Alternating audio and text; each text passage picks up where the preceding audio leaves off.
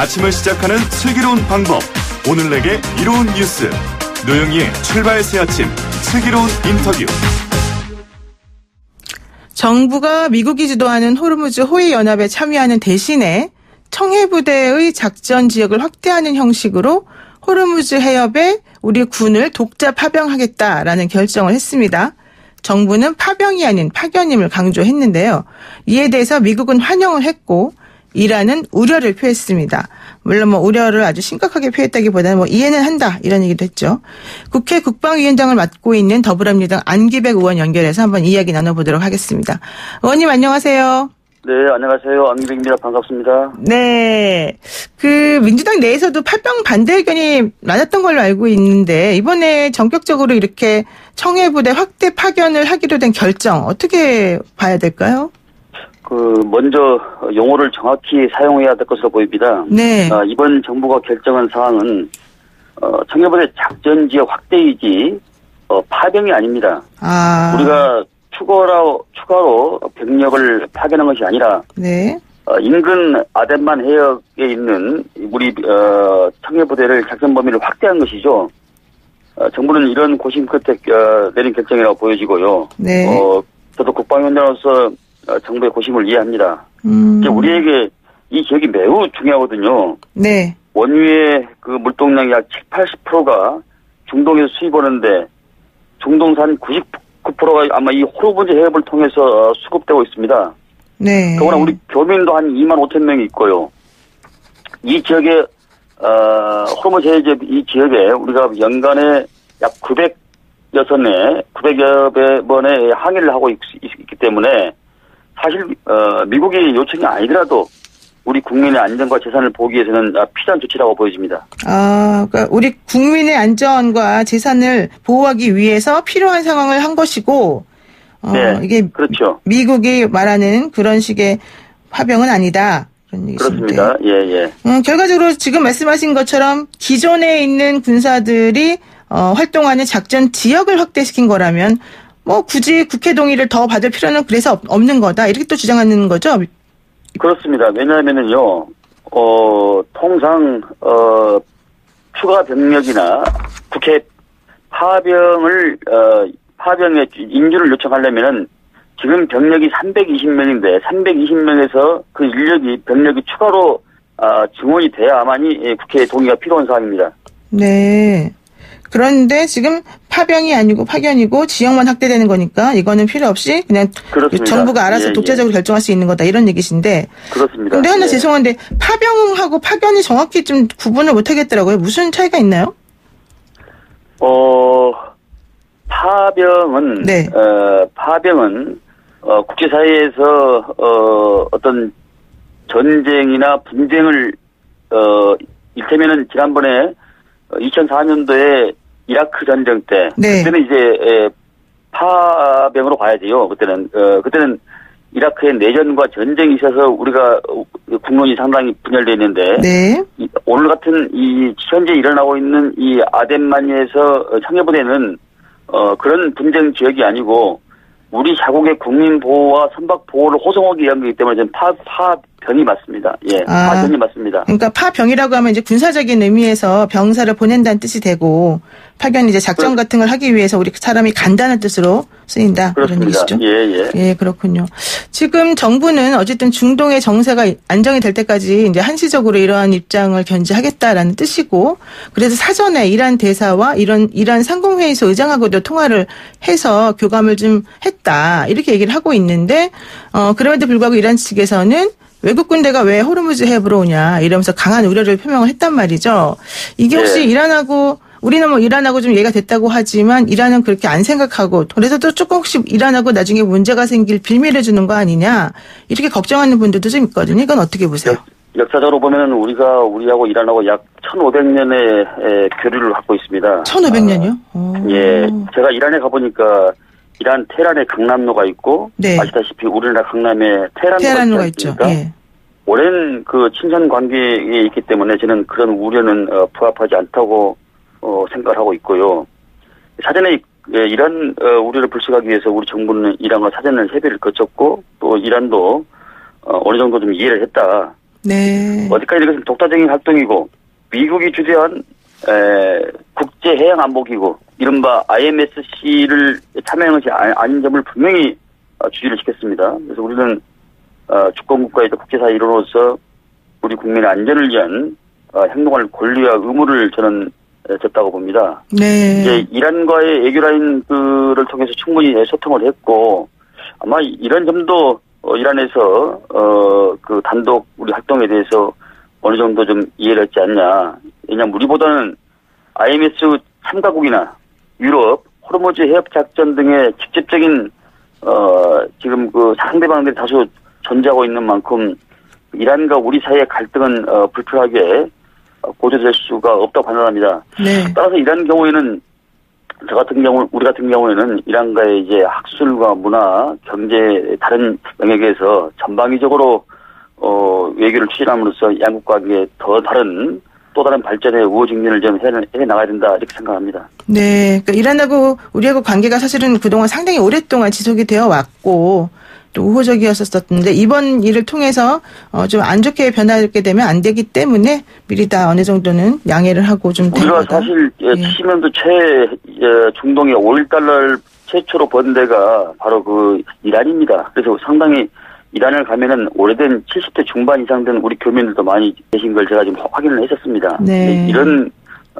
양국 간의 그런 두터운 오래동안 친선 우호 관계가 있기 때문에 다른 방면으로 이제 더 우리가 전방위적 애교를 해야 된다 이렇게 생각합니다.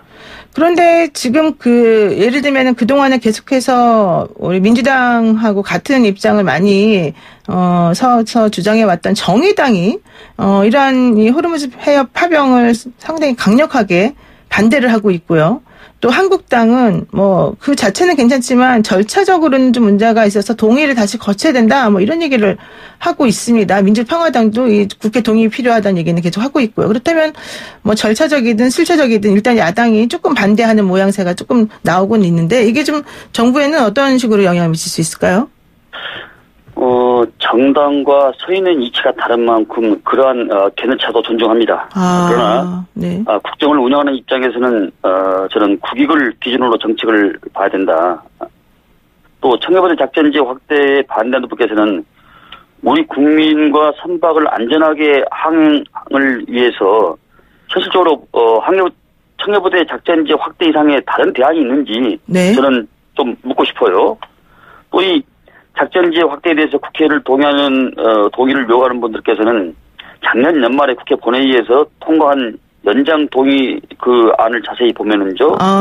네. 유사시 청해부대는 우리 국민 보호를 위해 지시되는 해역까지를 작전 범위를 한다. 이렇게 지금 규정이 돼 있습니다. 네. 그러니까 지금 호르무즈 해협에 긴장이 고조돼 있어 안정적으로 원유 수급이나 국민과 선박 안전에 문제가 발생할 우리가 지금 내재져 있지 않습니까? 네.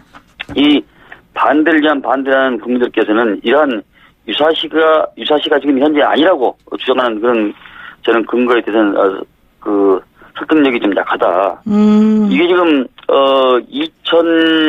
2011년과 2014년 그리고 그러니까 아덴만 여명 작전과 리비아 재국민 네. 또 작년인가요? 2년 전에 그 리비아 피나 국민 구출을 네네. 이 점을 보면은 작전 지역을 변경해서 확대해서 한 사례가 있습니다. 네. 네. 그러니까 기존의 사례도 있고 또 하나는 국회에서 이미 통과된 안에 유사시에는 우리 군의 작전 범위를 넓힐 수 있다는 안도 들어있기 때문에 그리고 이제 조금 전에 우리 의원님께서 말씀하신 이거는 새롭게 파병하는 게 아니라 그냥 작전 범위만 좀 넓혀서 좀 더 많이 넓게 보내는 거니까. 언론을 보면은 자꾸 파병 그러는데 네. 이건 파병이 아니거든요. 파견으로 봐야 되고. 예. 그렇기 때문에 필요하다. 예. 국회 동의라는 것은 현재 우리가 나가 있는 구축함과 여러 가지 무장 체계, 무기 체계, 그다음에 병력 320명 이게 병력 320명이 플러스 알파가 되면은 반드시 국회 동의를 받아야 할 상황인데 네.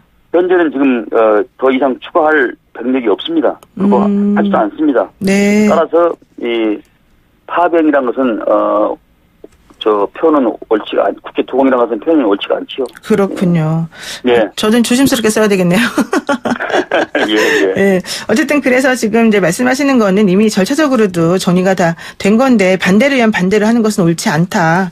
이런 입장이신 그렇습니다. 것 같아요. 예. 예. 그런데 사실 그 참여정부 시대였습니다. 노무현 대통령이 참 지지율이 높았는데 이라크 그때는 파병이 맞습니다. 그때 이라크 파병을 결정함으로써 지지율이 상당히 떨어지는 일이 벌어졌었고요. 여기에 대해서 또 문재인 대통령도 참 가슴 아픈 결정이었다 뭐 이런 얘기를 했단 말이죠. 그래서 혹시 이번에 파견 이것 때문에 혹시 어떤 걱정되는 점 이런 건 없을까요? 제가 모두에 말씀드렸지만 이라크 파병과 이번 청해부대 작전지의 확대를 똑같은 등치시키는 것은 저는 무리가 있는 부분이 있어요. 네. 이라크 파병은 당시 내전 그 교전과 전투 지역에서 네. 그 내전이 있어서 상당히 위험한 지역이었죠. 네. 그래서 청해부대 작전지의 확대는 우리 국민의 선박의 안전을 위한 독자적인 결단이고요.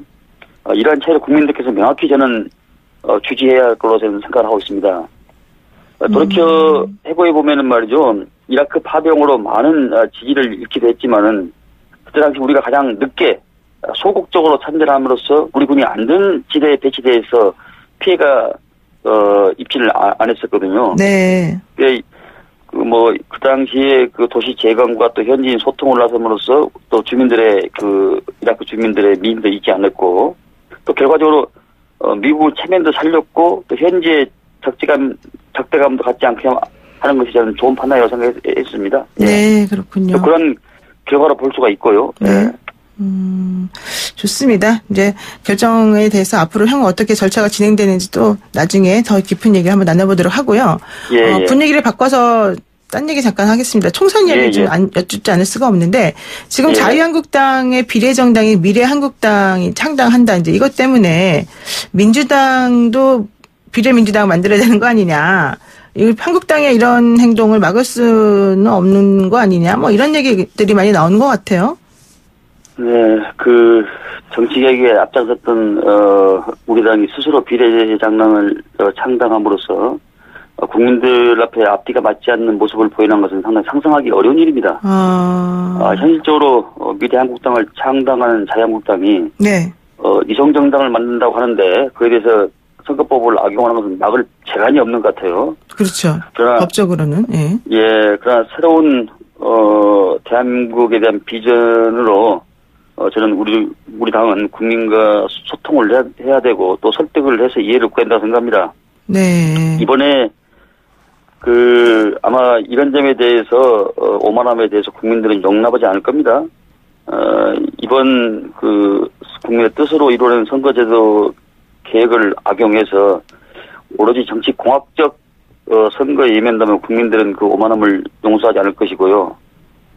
저는 그래서 우리 국민들이 항상 이런 시기에 국민의 지혜롭고 위대함을 저는 보여줬다고 생각합니다. 네. 지금 이렇게 만약에 이성정당을 만든다고 하면은 이 정치란 게 발을정자 정치지 정벌한다 해서 칠정자 정치가 아닙니다. 네. 정치는 발을정자 정치지 상대를 정벌한다 정복한다 해서 칠정자 정치가 아니거든요.